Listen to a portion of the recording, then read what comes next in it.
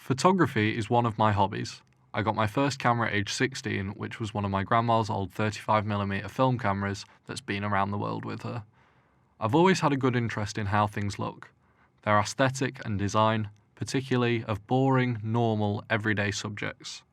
They may seem boring, but look closer and notice all of the details most people miss. Ordinary things are interesting. I largely shoot minimal, black and white on an analog camera because it brings out the texture and focuses the eye on detail. There's nothing to distract, not even colour. That's probably why I like architecture. It doesn't change or act up for the camera. It's just still. It's a shape reacting to light. Nothing more. I think the epitome of this is Brutalist architecture. Buildings with no frills, purely functional and anti-fashion. Almost punk. Brutalism, especially in architecture, is its own art form, appreciated by so many. Dorney Sunday, the director of a recent short film shot in Sheffield, chose the location because of the signature brutalist architecture and how he could include this within the cityscapes and the setting of the film. Why is this though? Why do artists like Martin Dust, a huge photographic inspiration, and organisations like the Modernist Society specialise in brutalism? This can't just be because we think the buildings are pretty. They're not, really. They're just depressing and imposing and ugly, according to most. But they have personality. They have what modern, soulless, money-making buildings lack. Character. It's the ugliness that gives them such power and imposing dominance. Is this why we're so nostalgic for them? Because they supply us with feelings we don't have now?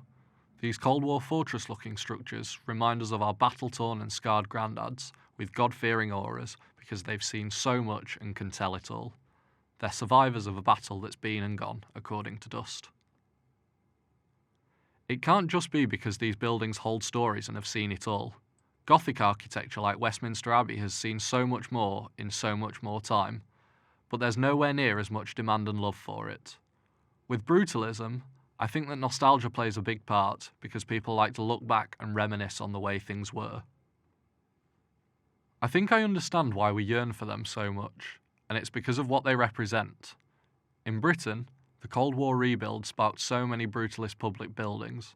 They mirrored the political context in which they were being built. The style represents an entire ethos to urban planning and the power of the state intervention that came with it. We are craving a political change right now that solves the financial and housing crises and puts funding into the public through buildings and services. Brutalism represents that because that's what it stood for originally. It makes you think of science fiction and the future, what society could become and what we're capable of creating as a society. We have a nostalgia for it because we're in such desperate need for it now. Brutalism represented a future with its fascinating space-age look, so it's ironic that we look back on it now. Dust said the buildings were architectural shock troops of a future that was still to arrive. It never really did arrive though, did it? And now, we don't really have much of a good future to look forward to. We don't have these concrete monoliths or any other comparators with futuristic qualities to show us that the future won't be too bad. We have electric cars, the odd smart house, but that's about it.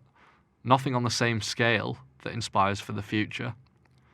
We have to be nostalgic for the past instead, and if that means celebrating brutalism, then I'm all for it. I'm Ryan, and I like brutalism.